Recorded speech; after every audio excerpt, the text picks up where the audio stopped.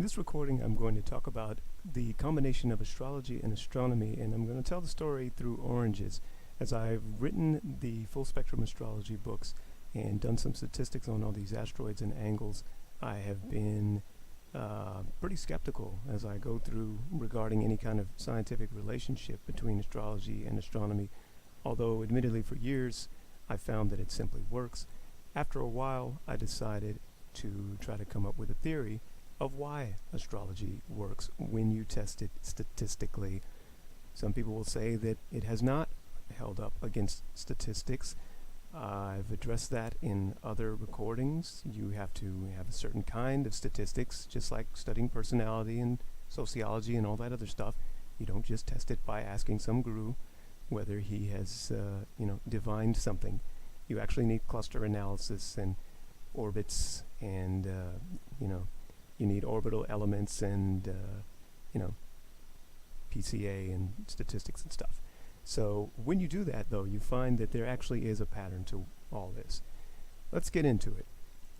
So imagine that you have a body, and it's just a body in space. And let's just call it the sun. Pretend that we had some space dust at some point, and then it clumped together in the center, and it gave us the sun. When you have a sphere, which is an energy emitter, then it has a particular radius. So here's our sun right here. It's the orange. And it's got this radius, whatever it is, and that radius gives way to a volume. The volume is 4/3 pi r squared, but it also gives you a surface area, which is the derivative of the volume. And the surface area is 4 pi r squared. Now this is important because basically it tells you that the skin of the orange has a total area of this right here. Now if you studied your physics and you know a little bit about the planets, you know that the planetary orbitals, their distances from the sun, basically double, more or less, right? There's, of course, a lot of other stuff going on, a lot of gravitational forces, so it's not exactly double, but, it's kind of like that. And now we see a reason why. If you peel the skin off of this orange and you take its area, then you end up getting a flat circle. You just, lay out all the skin of the orange, and it turns out that that flat circle also has an area of 4 pi r squared, which when you rearrange gives you pi times 2r quantity squared. And that basically means that the total area of this 3D orange skin is equal to the flat circular area of this 2D orange skin. So you can imagine that if you've got forces that like to peel the skin off this orange and just lay it in a disk, then you might have some kind of stable band at the edge of this thing here. And when you keep this cycle going, what happens is that if we peel off the skin of the first orange, it gives us a flat disk of twice the radius of the original 3D orange. But then, if you put stuff at twice that radius, and you just circle all the way around it in 3D, you get a bigger sphere with twice the radius, and I call this a potential shell or an isoshell, whatever. So now this is its own orange. For example, if you have the sun and you lay out the sun's flat disk given its surface area, then you'll have a big stable state for Mercury.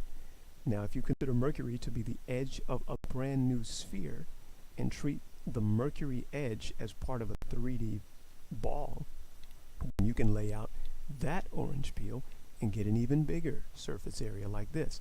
So we can say this is the sun in 3D, and this is where Mercury is allowed to be, and this is where Venus is allowed to be, and something like that. Again, it's not exactly double because there's other stuff involved, and I'll talk about some of that in this recording, but the point is that that's how that happens. By the way, why is the surface area important?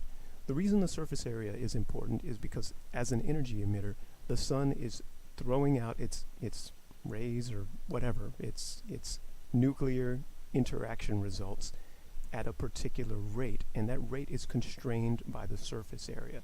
And so if we want to put any kind of limits on how much energy or what kind of energy is coming out of our emitter, then the area is going to be a good way to do it, because that's energy passing through this kind of boundary here. Okay, so this is our new volume here. We've got our sun, and then we've got our band here, And then we've got another band as far out as this guy, and so on. And I've just color-coded that like this. Pretend this is the sun, pretend this is, I guess, Mercury's kind of sphere, and this one will be Venus's kind of sphere, so on. This doesn't just work for our solar system, it works for energy emitters in general, where there is a constraint imposed by the surface area.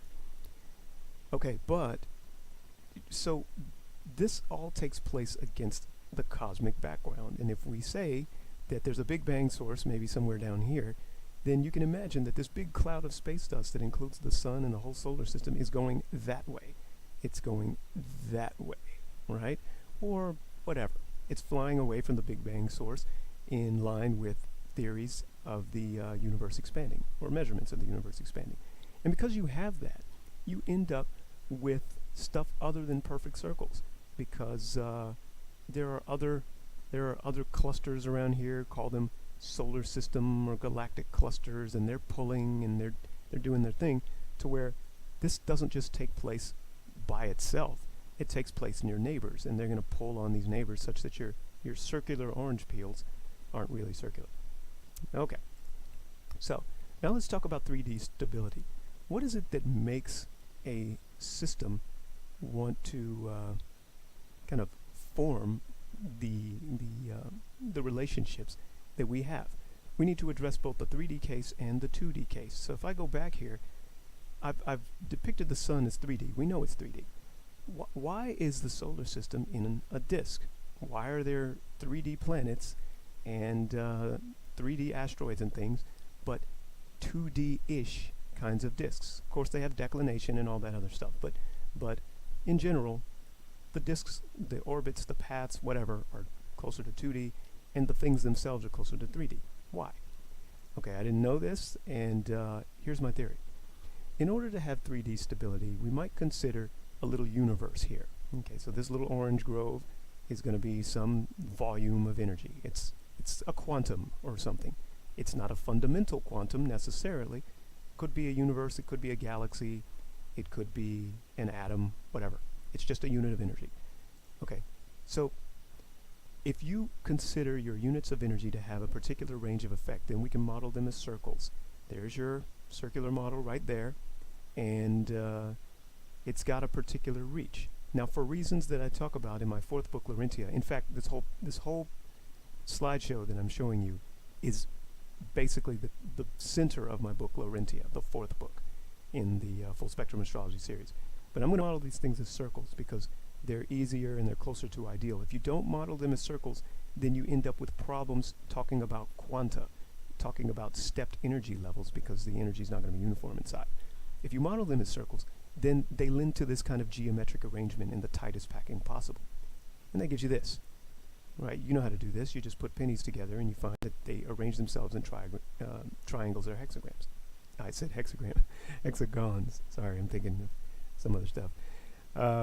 Okay, so anyway, we've got these spheres here, and they're next to each other. Now, pretend that there's another sphere under it. We've got marbles, right? So we put a marble under this guy, and we just tightly pack it in. And then we've got a marble on top of this, and we tightly pack that in. Now, one thing you'll notice about this is that all these guys are spheres, and yet these three form a kind of triangle, but these two on the top and bottom form a kind of line. They don't pack in the same way that the regular triangles did. It actually gives you something called an octahedron, and I haven't modeled it like that because it was a little bit too much for PowerPoint. Now remember, this all takes place against the Big Bang, cosmic vacuum, and all that. Okay, now if we explode our octahedron and we push everybody out, we see something that is pretty revealing. These guys who are arranged in a triangle are actually closer to the center point than these guys who were stacked on top of and below the triangle. And what that means is that if you've got any kind of force, call it gravitation, call it bond energy, call it resonance, whatever, if you've got any kind of force that causes this central dude to interact with these guys on the edge, then the interaction between him and these three will be more immediate than him and these two. And what that gives you is more resonance in the blue plane in a flat disk then let me back up there, then the resonance with these guys. And so if there's any action going on with how this system spins or evolves or does whatever, it's going to respond more to the discal shape. Again, the reason we get a disc here is because when you pack in these marbles as closely as possible, 3 of the discs kind of hijack more of the energy than these upper and lower 2, and so it gives you the discal shape. Now, here we are again looking at our solar system here, and that solar system actually doesn't look like this.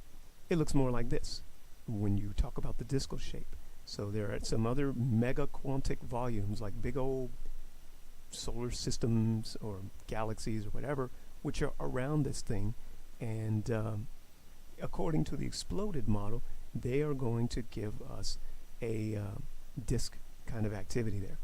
Now, in this disk, you find some other stuff that's going on.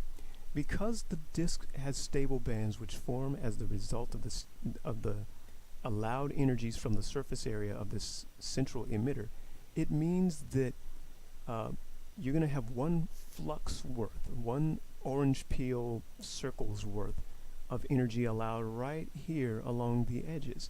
So this is a stable place where other stuff can happen.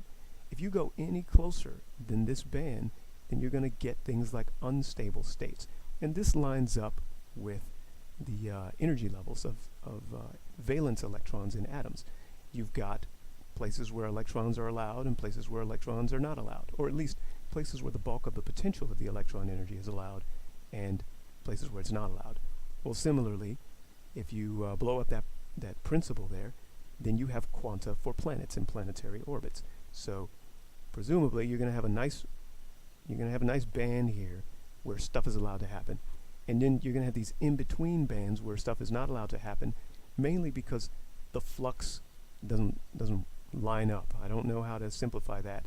You'll have to read Laurentia for the more thorough explanation of that. But the point is that, and there is a more thorough explanation, but for the purposes of this recording, that's all you're going to get. So the point is that you've got things allowed on this band, and you've got things allowed on this band, but not in between. All right, so now we're talking about allowable bands, and we've got orbits. Now, when you look at this orbit, you have some other stuff happening. We can describe the orbit by its closest distance to the central emitter, the perihelion, or the farthest distance, called the aphelion. You can also take the average distance, which is roughly the semi-major axis of whatever you're looking at, and you can take something that I call the span, which is the farthest distance minus the closest distance. It's subject to logarithms and exponents and things like that, but more or less those are the 4 measures that are going to classify this band. There are other measures, but in terms of energy level away from the central emitter, these are the main 4 that we look at. So you don't have to look at tilt or mass or anything like that. Okay, so when you take all these numbers, you find that if you're going to get a body that forms on this band, then that body is kind of going to encapsulate the energy of this band, except it'll do it according to a gradient. So this body here is kind of orangish. It's dark orange to normal orange. Okay, now there's 2D stability. 2D stability is going to lay out like this. Now we're dealing with pennies. We're not dealing with marbles. When you look at 2D stability, you have stuff, if you're familiar with geometry, that puts it in line with the unit circle.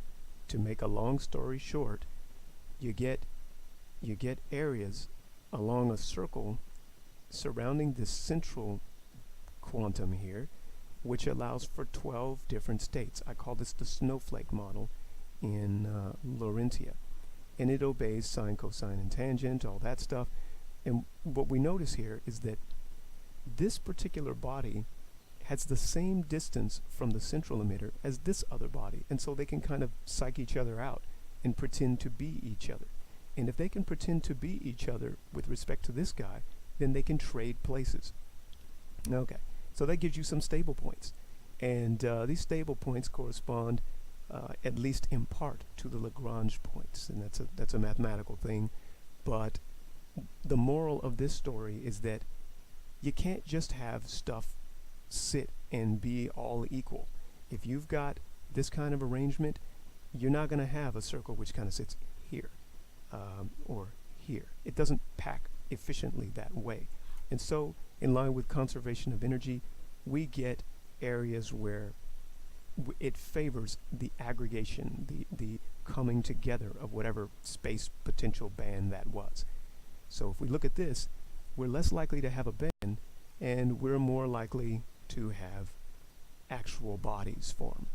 Somebody is going to win on this band. Some particular region is going to win, and all the space dust or whatever along this band is going to get combined and clumped with a single body. Okay. And there you go. So here's what we end up with.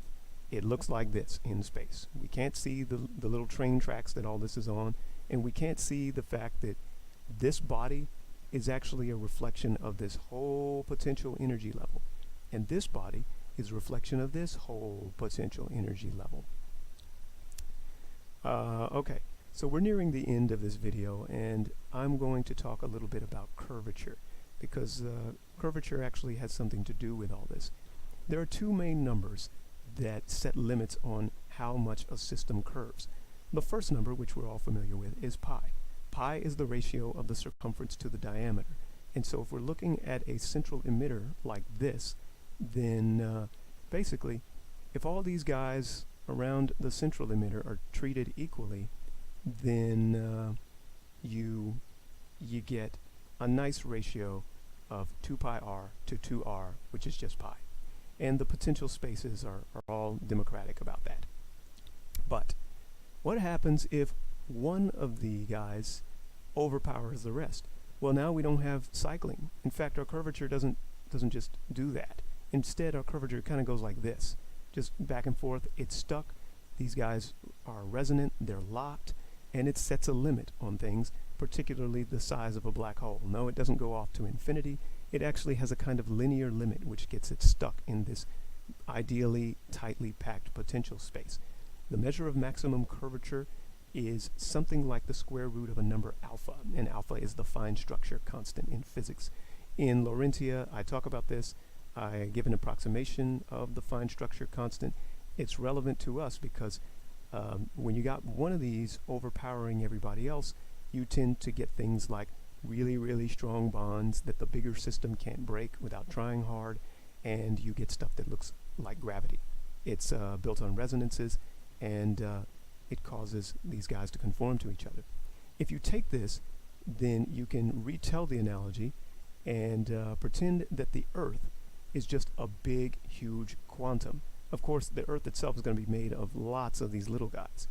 Just like you, just like me, we're all made up of these little tiny atoms and elements and stuff. You knew that. But it gets even smaller, and the Earth is just a big bundle of those, and it's a bigger bundle than we are. But if we consider the Earth to be one of these, and we consider stuff which is gravitationally attracted to Earth to be obeying this kind of maximum curvature relationship, then you get something like this. You can explode the Earth into its little quantic pieces. You can explode yourself into these little quantic pieces, and they can fall into each other. In fact, not only can they fall into each other, they do fall into each other. And so, in a weird bit of mysticism, you actually get this system in which your quanta are part of the Earth's quanta. Weird, right? It's kind of like thinking of an electron cloud's reach, its optimal radii, as being attached to the actual atom itself. The electron thinks, oh, I'm just an electron, I'm floating around the proton, I'm different. But actually, the electron is a piece of the nucleus. At least it's a piece of the nuclear interaction in its potential behavior. And so are you with respect to Earth. In the Earth band, once you escape the Earth's velocity, then the escape velocity, then you might end up on some other gravitational band like Mars's band. All right. So a couple of things I want to tell you about, though, are the addition of other stuff. Like, why would the snowflake model need 12 and not 6? Well, notice that these 6 are all right, but the 60-degree stable angles aren't actually taken care of until you add another 6. That's why we have 12. Why don't we have 13 or more? Well, because if I add in a tightly packed system 13, 14, or whatever, you notice that in order for this guy to have his influence, he has to pass directly through here. And it's just redundant. Same thing here. Now, it's not exactly the same, but the problem is that even though this is something other than a 60-degree or 90-degree relationship, this guy is subject to him, and him, and him, and him, and everybody else. And so if you start packing in stuff beyond the 12, then it just, as far as dimensionality is concerned, it's not worth it. Okay, pretend that your shoe is made up of quanta and the earth is made up of quanta. Then you've got this little interaction when you blow everything up. But when you notice in this particular snowflake unit, everything interacting, you see that in addition to the quanta in your shoe, the effects of gravity pulling on you, there are actually 11 other states involved in this central quantic interaction. So if we're looking at the relationship between the earth right here, or atom number 1, and your shoe right here, atom number 2, or quantum number 2, okay, that's cool that you've got this relationship, but as far as angles are concerned, you actually have other relationships too. And this gives you something like 11 other states. Okay, so there's other stuff. There are relationships that you can look at. They get more complicated than this. Check them out in my book, Laurentia. I hope that this was a kind of good overview of it, but there's definitely more math to it. For those who are more interested in astrology than physics, the central portions of Laurentia concern that. The rest is theory.